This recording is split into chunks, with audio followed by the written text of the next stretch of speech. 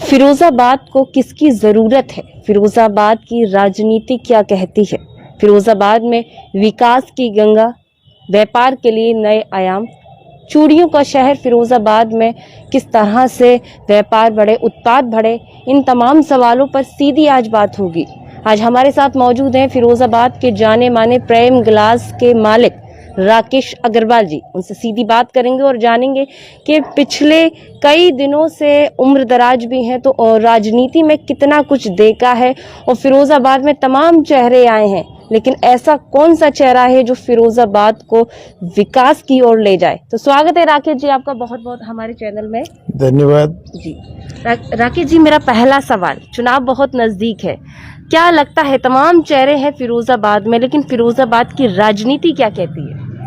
फिरोजाबाद की राजनीति क्या कहती है, मैं उससे हटकर ये कहूँगा कि यहाँ फिरोजाबाद नगर के लिए, फिरोजाबाद के उस उद्योग के लिए जिसके लिए फिरोजाबाद जाना जाता है, ये प्राथमिक तौर पर चूड़ी कारखानों के लिए और चूड़ी निर्माण के लिए जाना जाता है।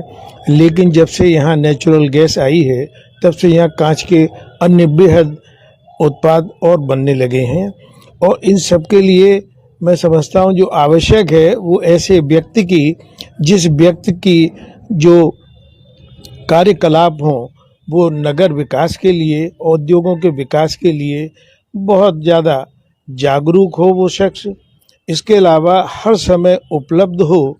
और इस नाते से मैं अगर पिछले 5 दशकों से जब से कि मैं उद्योग में लगा हुआ हूँ उस तरफ अगर मैं विचार करता हूँ तो मैंने ये पाया है कि कितने ही चेहरे हमारे नगर के विधानसभा में प्रतिनिधित्व किया, लेकिन इस सब से ऊपर उतरते हैं भारतीय जनता पार्टी के जो युग पुरुष मैं जिनको कहूँगा, एक ऐसा व्यक्तित्व जो हर समय उपलब्ध है, हर बात के लिए हमेशा मदद के लिए तैयार है, खास तौर पर नगर विकास के लिए और खास तौर पर उद्योगों के लिए।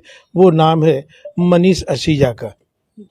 और मैं ये चाहूँगा कि नगर के सारे मतदाता एक मत से मनीष असीजा को अपना वोट दें, जिससे कि वो मजबूती से जो उभरती हुई भारतीय जनता पार्टी है, जिसने कि मुझे लगता है कि मार्च 22 में उन्होंने सरकार बनानी है, उसमें वो हमारा जो नगर की और उद्योगों की जो आवश्यकता है उनको विधानसभा में मुख्य रूप से रखें, जिसको कि वो पूर्व में भी रखते रहे हैं। अगर मैं विकास की बात करूं तो नगर के विकास में यहाँ की पानी की व्यवस्था, जहाँ आप बैठी हुई हैं, ये भी बहुत ज़्यादा पानी से की कमी से पीड़ित था, लेकिन जब से मनीष असीजा ने इसमें एक्टिव रोल किया है, जीड़ा जाल का जो पानी है वहाँ पर जिस तरह की झील बनवाई है और जिस तरह का वहाँ पंपिंग स्टेशन लगाया है, उस सब के बाद में नगर भूल गया कि यहाँ पानी की भी कोई दिक्कत थी। इसी तरह के एक नहीं में इतनी ज़्यादा उन्होंने यहाँ योजनाएं लाके, मेरा ख्याल ये है कि अगर मैं ये कहूँ कि प्रतिदिन अगर आप यहाँ के स्थानीय अखबार पढ़ें तो एक न एक योजना का उन्होंने या तो शिलान्यास किया है या उसका यहाँ के समाज को उसको दिलवाया है। मेरा दूसरा सवाल, फिरोजाबाद चूड़ियों का शहर है, तो मैं जानना चाहती हूँ, कोरोना काल भी आया, पिछले 5 वर्ष में कितना कुछ बदलाव हुआ, नए उत्पाद मतलब किस तरह के व्यापार में उत्पाद बढ़े या क्या कुछ हुआ नया 5 साल में? ये जो आपका प्रश्न है वो हमारे उद्योगों से जुड़ा हुआ है, जिसका राजनीति से कोई मतलब नहीं है। तो देखिए उसमें तो ऐसा है कि ये सतत प्रक्रिया है, उद्योगों में जो उत्पादन होता है उसके बराबर उसके विकास के लिए किस तरह से बेहतर उत्पाद बनाए जाए, किस तरीके से उसकी लागत कम की जाए, ये एक ऐसी प्रक्रिया है जो 365 दिन 24 घंटे चलती रहती है। और पिछले 5 वर्षों में जैसा आपने प्रश्न किया तो उसमें तो मेरा कहना ये है कि यहाँ काफ़ी बदलाव उसमें हुए हैं, यहाँ की तकनीकी में बदलाव हुए हैं, यहाँ के उत्पाद की जो क्वालिटी है उसमें बदलाव हुए हैं, और उसको कुछ कम शब्दों में बांध पाना कि क्या क्या बदलाव हुए हैं बहुत मुश्किल है। रोजगार के नए आयाम मिले, उसके लिए कोई नई फैक्ट्री 5 साल में लगाई हो, ये तो राजनीतिक की सवाल है। देखिए, उसके लिए चूंकि ये हमारा जो है ताज ट्रेपेजियम जोन में स्थित ये फिरोजाबाद नगर है, जिसमें कि सबसे बड़ी विडंबना है कि यहाँ पर फ्यूल के नाम पर नेचुरल गैस के अलावा कोई और ईंधन हम नहीं उद्योगों में प्रयोग कर सकते हैं। इस वजह से और ये नेचुरल गैस को लेके हमारे जो विभिन्न अदालतें हैं, माननीय सर्वोच्च न्यायालय, उन्होंने कुछ आदेश दिए हैं जिनका के पालन यहाँ के अधिकारियों को करना है। अधिकारी सुप्रीम कोर्ट के नाम से इतना डरते हैं कि उनकी आदेशों को के ऊपर कोई निर्णय न लेते हुए उसको विभिन्न सरकारी संस्थानों में भेजते रहते हैं, जिनका पूर्व में भी ये कहना है कि नेचुरल गैस क्लीन फ्यूल है, जिसका कि पोल्यूशन में बेहद निम्न स्तर का उसमें योगदान है पोल्यूशन के लिए। अतः मेरा तो यही कहना है कि अगर यहाँ पर उद्योगों में और प्रगति होनी है, नए उद्योग आने हैं जिससे नगर का विकास हो, यहाँ के जो श्रमिक हैं उनको एम्प्लॉयमेंट मिल सके, तो उसके लिए आवश्यक है कि ये जो नेचुरल गैस है जिसके ऊपर रोक लगी हुई है कि आप नेचुरल गैस नए उद्योगों को मिल नहीं सकती, जो उद्योग हैं उनकी क्वांटिटी उनको बढ़ाई नहीं जा सकती। इसमें बहुत जल्दी से यहाँ का प्रशासन, यहाँ की सरकार, यहाँ के जो भी विभिन्न अदालतें हैं, अब तक नहीं हुआ है। हाँ, वो जल्दी से जल्दी उसका निर्णय लें जिससे कि वो प्रगति हो सके। दूसरा सवाल मेरा, जैसे कि देखा जाता फिरोजाबाद हमारा जो है छोटा सा नगर है, तो इसे अभी भी ज़रूरत है विकास की। मैं जानना चाहती हूँ, 2 बार के चेयरमैन, 2 बार के विधायक, अब तीसरी बार उम्मीदवार है, जनता उन्हें विश्वास करेगी या नहीं करेगी वो बात की बात है, लेकिन कितना उन्होंने काम करा है, मैं कार्यकाल उनका जानना चाहती हूँ किस तरह का रहा है। आपने ये कहा कि वो ये विश्वास करना कि वो जनता उनको यहाँ से उनका चुनाव करके विधानसभा के लिए भेजेगी कि नहीं भेजेगी, तो मेरा तो पूर्ण विश्वास है कि यहाँ की फिरोजाबाद की नगर की जनता बहुत समझदार है। वो उनके पिछले 5 वर्षों के कार्यकाल को और इसके अलावा जो आपने उल्लेख किया कि जब वो चेयरमैन थे तो यहाँ की जनता ने पहली बार समझा कि बारिश होने पर नगर की सड़कों पे पानी नहीं रुकता, भरता है लेकिन उसके तुरंत निकलता जाता है। इसके अलावा उनकी इतनी योजनाएं हैं कि मुझे लगता है कि अगर मैं गिनाना शुरू करूंगा तो आपका भी बहुत समय लगेगा और फिर भी कुछ न कुछ रह जाएंगी। कुछ बड़ी योजनाएं, नहीं, बड़ी राहत मिली हो जनता नहीं, बहुत बड़ी राहत की बात तो ये है कि यहाँ पर इन्होंने, देखिए, एक अगर मैं मुख्य रूप से गिनाऊं तो अभी इन्होंने फ्लाईओवर लेबर कॉलोनी का वो बना के दिया, आसफाबाद का फ्लाईओवर उन्होंने बना कर दिया, उनकी वजह से मतलब बहुत तेजी से इसमें काम हुआ। यहाँ के मेडिकल कॉलेज जिसमें इतनी सारी सुविधाएं, मशीनरी है, MRI आई, एक्सरे आया, ये ऑक्सीजन प्लांट आया। मैं बता रहा हूँ ना कि मैं भूल जाऊंगा, इतनी योजनाएं हैं कि मैं जब तक उनको किसी कागज पे उतार कर उसको न लिखूं तब तक बताना मुश्किल होगा। बस एक ही बात ध्यान रखिए कि मैंने उनको ये देखा कि प्रतिदिन किसी न किसी नई योजना के साथ उनको समाज के बीच में आना। मेरे जो पूज्य पिता यहाँ से 16 किलोमीटर दूर उत्तर दिशा में कोटला गांव में उनका जन्म स्थली थी। उसकी कोटला जाते समय फिरोजाबाद से 2 नदियां पड़ती हैं, सेंगर और दूसरी नदी का नाम मैं भूल रहा हूँ, सिरसा। ये नदियां मैंने बचपन में अपने पिता के साथ कोटला जाते हुए देखा कि ये पानी से लबालब रहती थी, लेकिन पिछले 25 सालों में ये बिल्कुल सूख गई थी, जिनको के पुनरुद्धार कराकर उनमें पुनः पानी लाना ये एक बहुत बड़ी उपलब्धि है क्षेत्र के लिए।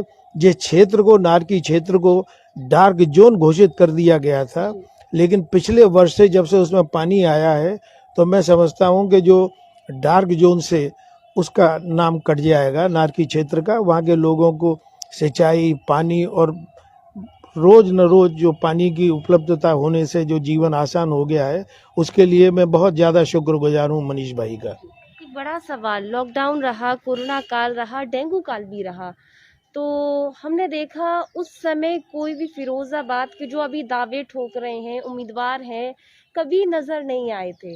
उस समय कौन था, किस तरह से जनता के बीच में विश्वास जताया, लोगों को सांत्वना दी, लोगों के परिवारों के चिराग उजड़ गए, बुझ गए, तो कौन था ऐसा वो चेहरा?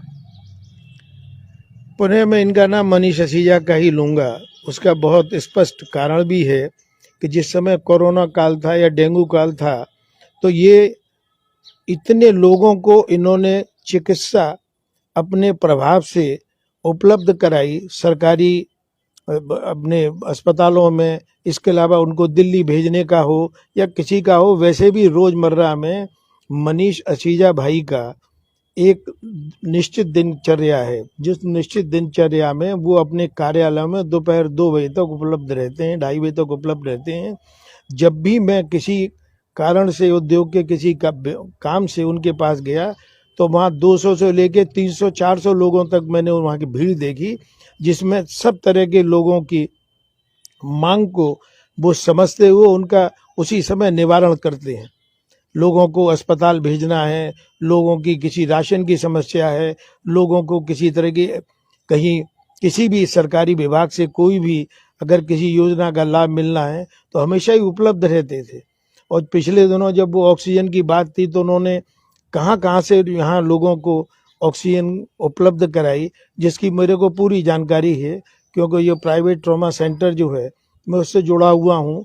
तो मुझे मालूम है कि उन बेहद मुश्किल दिनों में उन्होंने चिकित्सा लोगों को उपलब्ध कराकर, मेडिकल सर्विसेज उपलब्ध कराकर कितनी ज़्यादा राहत दी है। अगर शहर ऐसा विधायक होता है तो किस तरह से नुकसान होगा शहर का? मैं उसकी कल्पना ही नहीं कर सकता कि अगर ये नगर के विधायक किसी कारण से, अभी जैसे मेरे को बताया गया कि मान लिए नहीं आते हैं, तो मैं समझता हूँ ये बहुत बड़ा दुर्भाग्य होगा यहाँ के नागरिकों का। किस तरह से, क्या? इसलिए कि जो एक ऐसा व्यक्तित्व जो कि हर समय हर बात के लिए आपके पास उपलब्ध है, जिसका कि जी मैं कई दफा सोचता हूँ कि ये अपने 24 घंटे मनीष असीजा अपने लिए कितना खर्च करते हैं। मेरा ख्याल है कि वो जो भी वक्त उनका बहुत ही सोने में या खाने के अलावा 24 घंटे उपलब्ध रहते हैं जनता के बीच में। उनको रात के कहीं भी कोई दुर्घटना हो, कहीं आग लगने की दुर्घटना हो या कहीं भी और कोई एक्सीडेंट हो तो बाद में लोग कोई और पहुंचता है। यहाँ तक कि पिछले दिनों एक यहाँ आग की दुर्घटना, अग्नि की दुर्घटना हुई तो जो मालिक थे फैक्ट्री के वो बाद में पहुंचे, मनीष असीजा पहले पहुंच के और उसके निकलने से पहले उन्होंने वहां से फायर इंजन वालों को खबर दी और वो तुरंत वहां पहुंच गए। मतलब मैं शब्दों में बयान नहीं कर सकता उनके कार्यकलाप को, उनके व्यक्तित्व को। मजदूर नेताओं का ये आरोप रहता है कि विधायक मजदूरों का शोषण कर रहे हैं, इस बारे में आप क्या कहना चाहेंगे? देखिए, नेता वो होता है जो कि अपने से जो भी उनका विरोधी है उसके अच्छे कामों को न देख के केवल उनकी बुरी बातें, उनके लिए अपशब्द बोलना या उनके ऊपर आरोप लगाना बेहद आसान है। आप किसी पे भी आरोप लगाते हैं, लेकिन उस आरोपों को लगाने के बाद में अगर आपने ये प्रश्न पूछा कि आपकी आरोप की सच्चाई क्या है तो आए दाएं बाएं झांकते हैं वो, उनके पास कुछ भी नहीं है। मतलब ये नेताओं से अगर ये पूछें कि इन्होंने क्या किया यहाँ के श्रमिकों के लिए, सिवाय इसके तो उनको एक ही बात आता, तालाबंदी, हड़ताल। इस तालाबंदी हड़ताल से किसको लाभ होता है? मतलब श्रमिकों का लाभ होता है कि उद्योग का लाभ होता है कि यहाँ के जो राजस्व विभाग के या सरकार के अन्य विभाग है उनको कोई लाभ होता है? लेकिन उनका लाभ ये है कि हम नेता हैं, हमको समझो, इसलिए हमने हड़ताल कराई है। मजदूर नेता विधायक भी बनना चाहते हैं। विधायक हर कोई बनना चाहता है, लेकिन कभी किसी ने सोचा है कि मैं उसके लिए उपयुक्त हूँ कि नहीं। लेकिन इस बात के लिए कि लोग हमको समझें कि हम भी कुछ हैं, इसलिए बनते हैं। चाहे उनको 2000 वोट मिले, 4000 वोट मिले, बहुत है उनके लिए उपलब्धि। लेकिन कहने के लिए हो गया कि मैं विधायक प्रत्याशी रहा। क्या विधायक बनकर ही मजदूरों की सेवा की जा सकती है, उनका कल्याण किया जा सकता है? सेवा करने के लिए किसी पद की आवश्यकता नहीं है। आपके मन में अगर स्वतः है कि मुझे सेवा करनी है तो चले जाइए अस्पताल में। कितने लोग मिलेंगे जो जानना चाहते हैं कि मेरे कोई तकलीफ है, मैं किस डॉक्टर को दिखाऊं, मेरे कोई तकलीफ है, ये विभाग कहाँ पर है, मेरे कोई तकलीफ है, दवाई कहाँ मिलेगी। किसी पद की जरूरत नहीं है, किसी पद की जरूरत नहीं। आप कहीं भी सेवा करिए, बाहर खड़े हो जाइए, जितने कितने लोग हैं जो लाचार हैं, किसी भी तरह से उनकी सेवा करिए।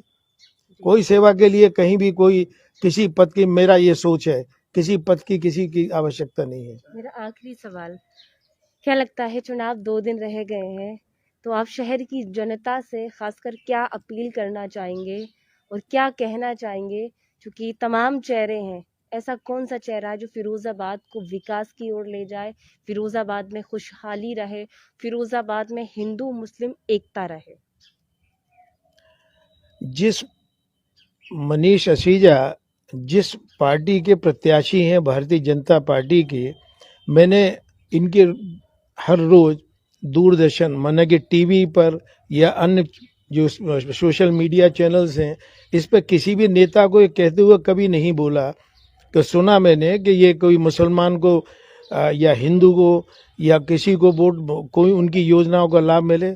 मेरे को तो ये खुद भी किसी मुस्लिम भाइयों के कितने मैंने सोशल मीडिया पर देखे हैं वीडियो, जो ये कह रहे हैं कि उन्होंने राशन दिलवाया तो बगैर किसी भेदभाव के दिलवाया, मकानों के आवंटन हुए, 2.5 लाख रुपए मिले, वो बगैर किसी भेदभाव के दिए गए।